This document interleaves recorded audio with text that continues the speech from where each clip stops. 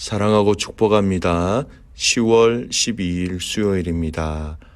오늘도 우리에게 주신 이 하루를 주님께 아름답게 또 드릴 수 있는 귀한 믿음의 가족들 되시기를 간절히 소원합니다. 오늘 말씀은 얼마나 큰 죄인가라는 제목으로 함께 말씀을 나누고자 합니다.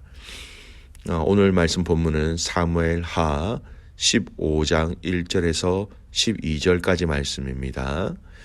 말씀을 봉독합니다. 그 후에 압살롬이 자기를 위하여 병거와 말들을 준비하고 호위병 50명을 그 앞에 세우니라. 압살롬이 일찍이 일어나 성문 길 곁에 서서 어떤 사람이든지 송사가 있어 왕에게 재판을 청하려 올 때에 그 사람을 불러 이르되 너는 어느 성읍 사람이냐 하니 그 사람의 대답이 종은 이스라엘 아무 지파에 속하였나이다 하면 압살롬이 그에게 이르기를 보라 네 일이 옳고 바르다마는 내 송사를 들을 사람을 왕께서 세우지 아니하셨다 하고 또 압살롬이 이르기를 내가 이 땅에서 재판관이 되고 누구든지 송사나 재판할 일이 있어 내게로 오는 자에게 내가 정의 베풀기를 원하노라 하고 사람이 가까이 와서 그에게 절하려 하면 압살롬이 손을 펴서 그 사람을 붙들고 그에게 입을 맞추니 이스라엘 무리 중에 왕께 재판을 청하러 오는 자들마다 압살롬의 행함이 이와 같아서 이스라엘 사람의 마음을 압살롬이 훔치니라. 4년 만에 압살롬이 왕께 아뢰되 내가 여호와께 소원한 것이 있사오니 청하건대 내가 헤브론에 가서 그 소원을 이루게 하소서. 당신의 종이 아람 구술에 있을 때에 소원하기를 만일 여호와께서 반드시 나를 예루살렘으로 돌아가게 하시면 내가 여호와를 섬기리이다 하였나이다. 왕이 그에게 이르되 평안히 가라 하니 그가 일어나 헤브론으로 가니라. 이에 압살롬이 정탐을 이스라엘 모든 지파 가운데에 두루 보내 이르기를 너희는 나팔 소리를 듣거든 곧 말하기를 압살롬이 헤브론에서 왕이 되었다 하라 하니라. 그때 청함을 받은 200명이 압살롬과 함께 예루살렘으로부터 헤브론으로 내려갔으니 그들은 압살롬이 꾸민 그 모든 일을 알지 못하고 그저 따라가기만 한 사람들이라. 제사 드릴 때에 압살롬이 사람을 보내 다윗의 모사길로 사람 아히도벨을 그의 성읍 길로에서 청하여 온지라. 반역하는 일이 커짐에 압살롬에게로 돌아오는 백성이 많아지니라. 아멘. 오늘 말씀 제목은 얼마나 큰 죄인가라는 제목으로 함께 말씀을 나누고자 합니다. 오늘 읽은 사무엘하 15장부터 18장까지의 말씀은요, 이 다윗 시대의 최대 위기인 다윗의 아들 압살롬의 반역에 대한 사건이 기록되어져 있습니다. 요압의 주선을 통해서 다윗과 화해한 압살롬은 왕자로서의 자신의 위상을 되찾게 되자 은밀하게 반란을 준비하지요. 즉 병거와 말들을 준비하고 또 호위병을 두고 또 반역을 위한 기초적인 장비와 병력을 갖추는가 하면 4년에 걸쳐서 다윗에게 향하여 있던 민심을 자신에게로 돌려놓는 일을 하고 있습니다. 그리고 모든 준비를 마치자 그는 마침내 다윗이 유다의 왕으로 즉위하였던 것처럼 헤브론으로 가서 반란의 깃발을 높이 들었던 것이지요. 네, 여러분, 이스라엘이라는 이 땅에서의 반역이라는 사건이 일어난 이 원인 두 가지로 정리할 수 있습니다. 어제 잠깐 말씀드린 것처럼 먼저 압살롬의 반역 사건은 다윗의 우유부단함이 있었다라는 것입니다. 다윗은 압살롬이 암논을 죽인 것을 보았습니다. 누이 다말을 힘으로 강제로 동침한 후에 그를 버려버렸지요. 그리고 그 일을 마음속에 품고 있다가 결정적인 순간 암논을 죽였습니다. 틀림없이 죄였습니다. 그러나 이 죄의 문제에 대해서 다윗은 아무런 조치를 취하지 않았다는 것이죠. 어제 말씀 제목처럼 미온적인 자세로 그냥 바라보았던 것입니다. 분명한 죄에 대한 언급, 회개의 촉구의 내용이 없었다는 것이죠. 죄에 대한 문제를 해결한 것이 아니라 그냥 덮어버렸던 것입니다. 그리고 요압에 의해서 압살롬을 돌아오게 하였지만 그 어떤 조치를 취하지 아니하였다.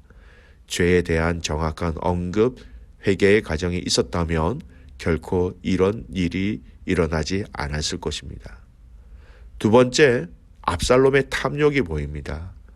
압살롬은 암논을 죽인 죄뿐 아니라 그 안에 쓴뿌리 응어리가 생겼지요. 아무도 자신의 누이 다말에 대한 강간 사건에 대해서 언급하지 않았습니다. 아버지도 가만히 있었어요. 이것이 살인으로 흘러간 것뿐만 아니라 이제는 그 아버지에 대한 불신, 그리고 이 불신이 그 나라를 자신이 취하고자 하는 탐욕으로 더 커져버린 것이었습니다. 그래서 사람들이 왕에게 가는 그 길을 막고 사람들의 마음을 사게 됩니다. 6절 말씀 보십시오. 이스라엘 무리 중에 왕께 재판을 청하려 오는 자마다 압살롬의 행함이 이와 같아서 이스라엘 사람의 마음을 압살롬이 훔치니라. 다른 사람들을 순수하게 사랑하고 섬기고 고민을 해결해 주기 위한 것이 아니었습니다. 압살롬의 그 속마음은요, 바로 사람들의 마음을 훔침으로 그가 이스라엘의 왕이 되고자 하는 의도가 분명히 있었던 것입니다. 그리고 그 탐욕이 얼마나 컸으면 헤브론으로 가서 스스로 왕이 되어 반란을 일으키게 되었던 것입니다. 죄라는 것이 우리 안에 있을 때에 탐욕의 마음을 가지는 것은 정말로 당연한 것입니다. 그리고 그 탐욕이 점점점 커진다는 것도 당연한 결과가 되는 것이죠. 우리가 잘 아는 것처럼 이 반역을 행한 압살롬의 최후가 어떻게 되었습니까? 죽게 되었습니다. 죽었다라는 것입니다. 이 압살롬의 죄악의 삶을 그대로 반영한 말씀이 야고보서에서 우리가 찾아볼 수 있습니다. 야고보서 1장 15절 말씀이에요. 욕심이 잉태한 즉 죄를 낳고 죄가 장성한 즉 사망을 낳느니라. 죄가 있으면 더 죄가 더해진다라는 것은 시가 문제라는 거예요. 그래서 우리는 우리 안에 있는 이 죄성의 문제를 날마다 주님 앞에 올려드림으로 여러분 해결할 수 있어야 한다라는 것입니다. 바울이 어떻게 고백합니까? 고린도전서 15장 31절 말씀. 형제들아, 내가 그리스도 예수 우리 주 안에서 가진 바 너희에 대한 나의 자랑을 두고 단언하노니 나는 날마다 죽노라. 날마다 죽노라. 이 말이 무슨 말입니까?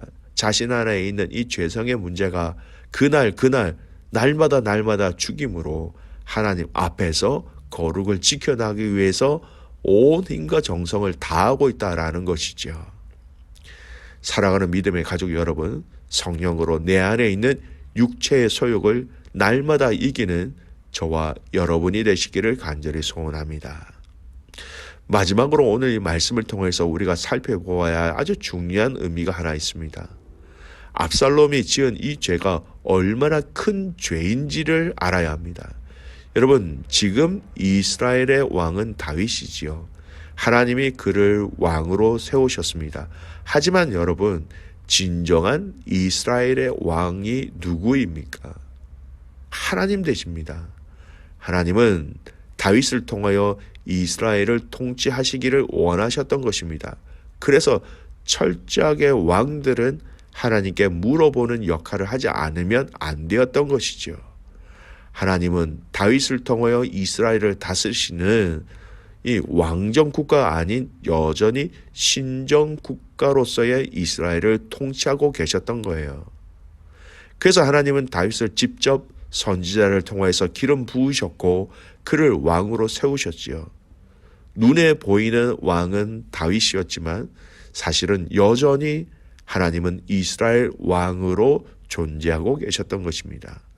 그런데 압살롬이 반역을 취하여 그가 스스로 왕이 되고자 한다는 이것은 여러분 너무나도 부정하는 너무나도 큰 죄악이라는 것입니다. 단순히 인간 세계 역사 가운데 일어난 반역, 구테타의 수준을 뛰어넘는 것이었습니다. 이는 하나님의 신정 국가에 대한 도전이었습니다. 하나님 당신이 이 나라를 다스리는 것이 아니라 이제 압살롬, 내가 이 나라의 왕이 되어 이 나라를 다스리겠다라는 아주 신앙의 하나님에 대한 근본을 부인하는 죄였던 것이죠. 얼마나 큰 죄입니까? 말하자면 압살롬의 반역 사건은 이스라엘이 사울의 때와 같이 인본주의 왕정으로 다시 돌아가고 있다라는 것을 보여주는 사건이었습니다. 여러분, 왕을 갈아치우는 의미를 뛰어넘어서 하나님의 왕되심을 그리고 통치하심을 부정하고 거부하는 큰 죄가 되어버렸다라는 것이죠. 사랑하는 귀한 믿음의 가족 여러분, 때로는 죄라는 것, 죄의 행동을 취하는 것이 단순하게 보일 수 있지만 우리는 그 이면을 자세히 살펴볼 수 있어야 합니다. 자세히 보면요, 작은 죄, 그것이 엄청난 큰 불신과 큰 죄가 될 수 있다는 것을 알아야 합니다. 여러분 잘 아시는 것처럼 아간이 전리품을 자신이 취하였습니다. 단순히 물건을 훔치는 죄로 보였지만 그건 아니었습니다. 하나님의 전쟁의 승리를 훔치는 더 큰 죄가 되었다라는 것이지요. 사울 왕도 아말렉과의 전쟁에서 단순히 자신의 탐욕을 채우기 위하여서 죄를 지은 것이었습니다. 그 전리품을 자기 보기에 좋은 것을 취하였다라는 것입니다. 그러나 이것은 하나님의 전쟁의 승리를 그가 훔쳐가는 불순종의 죄가 되었던 것이지요. 귀한 믿음의 가족 여러분, 정말로 성령님의 조명하심과 인도하심이 필요한 이 시대 속에서 저와 여러분은 살아가고 있습니다. 우리의 죄악을 정확하게 돌아보고 회개하고 그리고 죄를 짓는 자리에 서지 않도록 오늘도 저와 여러분은 하나님의 은혜를 구하며 나가야 하는 것이지요. 오늘 말씀을 곰곰이 잘 묵상해 보았으면 좋겠습니다. 작은 죄 하나가 얼마나 큰 죄가 되었는지 분명히 우리에게 말씀하고 있습니다. 이것쯤이야 하는 이 죄 때문에 여러분 아주 큰 죄로 인하여서 인생의 마지막을 비참하게 보낸 사람들이 얼마나 많이 있습니까?